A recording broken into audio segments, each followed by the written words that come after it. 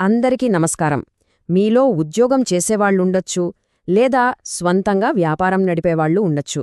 ఎవరైనా సరే, మీ అందరి పని జీవితాన్ని మార్చేయగల ఒక పెద్ద చట్టపరమైన మార్పు మన దేశంలో జరగబోతోంది. దశాబ్దాలుగా ఉన్న పాత చిక్కుముడిలాంటి కార్మిక చట్టాలను ఇప్పుడు పూర్తిగా మారుస్తున్నారు. అసలు ఈ మార్పు ఏంటి? దీనిలోకి వెళదాం రండి. ఈ సంస్కరణ ఎంత పెద్దదో అర్థం చేసుకోవాలంటే ముందుగా ఈ నంబర్ చూడండి, 44. ఇదేదో యాదృచ్ఛికంగా వచ్చిన సంఖ్య కాదు. దీని వెనుక దశాబ్దాల తరబడి మన కార్మిక వ్యవస్థలో పేరుకుపోయిన సంక్లిష్టత ఉంది. అవును, కరెక్టే. 44 అంటే మన దేశంలో దశాబ్దాలుగా పేరుకుపోయిన 44 వేర్వేరు కేంద్ర కార్మిక చట్టాలను ఇప్పుడు ఒక్కటిగా కలుపుతున్నారన్నమాట. ఒకసారి ఊహించుకోండి, ప్రతి చట్టానికి వేర్వేరు రూల్స్, వేర్వేరు ఫారాలు, డెడ్లైన్లు. ఇది వ్యాపారాలు చేసేవాళ్లకు ఒక పీడకల నాంటిది. అలాగే కార్మికులకు కూడా చాలా గందరగోళంగా ఉంటుంది. సరే, అసలు మన దేశంలో ఈ 44 చట్టాల చిక్కుముడి ఎలా ఏర్పడింది? ఇది ఒక్క రాత్రిలో జరిగింది కాదు. దీని మూలాలు మన భారత రాజ్యాంగంలోనే ఉన్నాయి. దీనికి ప్రధాన కారణం మన రాజ్యాంగంలోని ఉమ్మడి జాబితా లేదా కన్కరెంట్ లిస్ట్. దీన్ని సింపుల్గా చెప్పాలంటే ఒకే వంటకాన్ని ఇద్దరు షెఫ్లు వండుతున్నట్టు అన్మాట. ఒకరు కేంద్ర ప్రభుత్వం, ఇంకొకరు రాష్ట్ర ప్రభుత్వం. కొన్నిసార్లు వాళ్ళిద్దరూ కలిసి మంచి వంటకం చేస్తారు, కాని చాలాసార్లు ఒకరికొకరు పోటీపడి మొత్తం గందరగోళం సృష్టిస్తారు. దాని ఫలితమే ఇది. జాతీయ స్థాయి చట్టాల మీద రాష్ట్రస్థాయి చట్టాలు అలా ఒకదానిపై ఒకటి పేరుకుపోయాయి. ఈ చట్టాలన్నీ ఏదో ఒక పక్కా ప్లాన్తో ఒకేసారి రాలేదు. ఒక్కో కాలంలో ఒక్కో అవసరాన్ని బట్టి విడతలవారీగా వచ్చాయి. ఒక్కసారి ఈ టైంలైన్ చూడండి. ప్రతి చట్టం కూడా అప్పటి అవసరాలకు తగ్గట్టుగా వచ్చింది. ఉదాహరణకి 1926లో ట్రేడ్ యూనియన్లను గుర్తించడానికి ఒక చట్టం వచ్చింది. దేశానికి స్వాతంత్ర్యం వచ్చాక పరిశ్రమలు పెరిగాయి. సో ఫ్యాక్టరీలలో భద్రత కోసం 1948లో ఒక చట్టం. ఆ తర్వాత 1950లో ఉద్యోగుల భవిష్యత్తు కోసం ప్రావిడెంట్ ఫండ్ చట్టం. చూసారా, ప్రతి చట్టం వెనుక ఒక మంచి ఉద్దేశముంది. కానీ ఇవన్నీ ఒకదానితో ఒకటి కలిసి ఒక గొలుసులా కాకుండా విడివిడి ముక్కల్లాగే మిగిలిపోయాయి. ఈ పాత చట్టాలన్నిటినీ కొన్ని కేటగిరీలుగా విభజించొచ్చు. జీతాలు, సోషల్ సెక్యూరిటీ, కార్మిక సంఘాల సంబంధాలు, పని ప్రదేశంలో భద్రత, ఇలాగన్మాట. అసలు సమస్య ఎక్కడొచ్చిందంటే ఈ కేటగిరీల మధ్య స్పష్టమైన తేడా లేదు. ఒక్కోసారి జీతానికి సంబంధించిన ఒక రూల్ సేఫ్టీకి సంబంధించిన ఇంకో చట్టంతో క్లాష్ అయ్యేది. దీంతో చాలా గందరగోళం ఏర్పడింది. ఈ కాంప్లెక్సిటీకి ఒక ప్రాక్టికల్ ఉదాహరణ చూద్దాం. కనీస వేతనాలు. ఈ చార్ట్ చూస్తే మీకే అర్థమవుతుంది.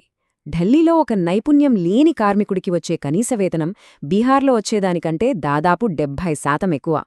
ఇప్పుడు ఆలోచించండి, దేశవ్యాప్తంగా బ్రాంచులున్న ఒక కంపెనీ ప్రతి రాష్ట్రంలో ఒక్కో రకమైన జీతాల రూల్స్ పాటించాలంటే ఎంత కష్టమో కదా. ఇంత సంక్లిష్టమైన వ్యవస్థతో ఇబ్బందులు తప్పవు కదా. అందుకే మార్పు అనేది తప్పనిసరి అయింది. వ్యాపార వర్గాలు, ప్రభుత్వం ఇద్దరూ కూడా సిస్టమ్ని సింపుల్గా మార్చాలని కోరుకున్నారు. ఆ ఆలోచనే ఈ సంస్కరణకు పునాది వేసింది. సో ప్రధాన లక్ష్యమేంటంటే ఈజ్ ఆఫ్ డూయింగ్ బిజినెస్.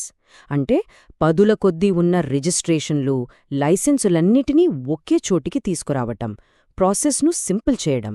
అయితే ఇక్కడ అసలైన ఛాలెంజ్ ఏంటంటే ఈ సరళీకరణ చేస్తూనే కార్మికుల హక్కులకు ఎలాంటి భంగం కలగకుండా చూసుకోవడం. ఈ చిక్కుముడిని విప్పడానికి ప్రభుత్వం ఒక సొల్యూషన్తో ముందుకొచ్చింది. అవేంటంటే ఆ 44 చట్టాలను పూర్తిగా రద్దు చేసి వాటి స్థానంలో కేవలం 4 కొత్త కోడ్లను తీసుకురావడం. సరే, ఇప్పుడు ఆ 4 కోడ్లు ఏంటో ఒక్కొక్కటిగా చూద్దాం. ఈ మార్పు ఎంత పెద్దదో చూడండి. ఇంతకుముందు 40కి పైగా చట్టాలు ఒక పెద్ద కుప్పలా ఉండేవి. ఇప్పుడు కేవలం 4 కోడ్లు. ఇది కేవలం నంబర్ని తగ్గించడం కాదు, మొత్తం సిస్టమ్నే రీఆర్గనైజ్ చేయడమన్నమాట. మొదటిది ది కోడ్ ఆన్ వేజెస్, అంటే వేతనాల కోడ్. ఇంతకుముందు ఎలా ఉండేదంటే సాధారణ జీతానికి ఒక చట్టం, కనీస వేతనానికి ఇంకోటి, బోనస్కు మరోటి, సమాన వేతనానికి వేరే చట్టం, ఇలా చాలా ఉండేవి. ఇప్పుడు వీటన్నిటినీ కలిపి ఒకే గొడుగు కిందకు తెచ్చారు. దీనివల్ల అతిపెద్ద ఉపయోగమేంటంటే దేశవ్యాప్తంగా వేతనం అనే పదానికి ఒకే ఒక్క నిర్వచనముంటుంది. దీంతో చాలా కన్ఫ్యూజన్ తగ్గుతుంది. ఇక రెండవది ఇండస్ట్రియల్ రిలేషన్స్ కోడ్. ఇది ముఖ్యంగా యాజమాన్యాలకు, కార్మిక సంఘాలకు మధ్య ఉండే సంబంధాలను చూస్తుంది. ఏవైనా గొడవలొస్తే వాటిని త్వరగా పరిష్కరించడం, అలాగే సమ్మెలు, లాకౌట్లకు సంబంధించిన రూల్స్ను మరింత క్లియర్గా చెప్పడం ఈ కోడ్ యొక్క ముఖ్య ఉద్దేశ్యాల్లో ఒకటి. మూడవది సోషల్ సెక్యూరిటీ కోడ్. ఇది చాలా ముఖ్యమైంది. ఎందుకంటే ఇది పీఎఫ్, ఈఎస్ఐ, ప్రసూతి సెలవులు లాంటి 9 వేర్వేరు చట్టాలను ఒక్కటిగా చేస్తుంది. అంతేకాదు, మొదటిసారిగా గిగ్ వర్కర్లను, అంటే మన డెలివరీ ఏజెంట్లు, క్యాబ్ డ్రైవర్లు ఉంటారు కదా, వాళ్లని, అలాగే అసంఘటిత రంగ కార్మికులను కూడా సోషల్ సెక్యూరిటీ కిందకు తీసుకురావాలని లక్ష్యంగా పెట్టుకుంది. ఇక చివరిది 4వ code, occupational safety, health and working conditions code. పేరులోనే ఉంది కదా, పని ప్రదేశంలో భద్రతకు సంబంధించింది. ఇది ఫ్యాక్టరీలు, గనులు, నిర్మాణ రంగం, ఇలా దాదాపు 13 వేర్వేరు చట్టాలను ఒకచోట చేర్చింది. దీని వెనుక ఉన్న ఆలోచనేంటంటే, ప్రతి ఆఫీస్లో, ప్రతి ఫ్యాక్టరీలో ఒకే రకమైన భద్రతా ప్రమాణాలుండేలా చూడటం. అలాగే కంపెనీలు కూడా చాలా లైసెన్సులు తీసుకోకుండా ఒకే రిజిస్ట్రేషన్తో ఈజీగా రూల్స్ పాటించేలా చేయటం.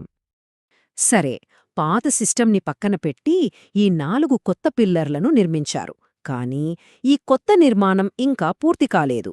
మరి ప్రస్తుతం పరిస్థితి ఏంటి?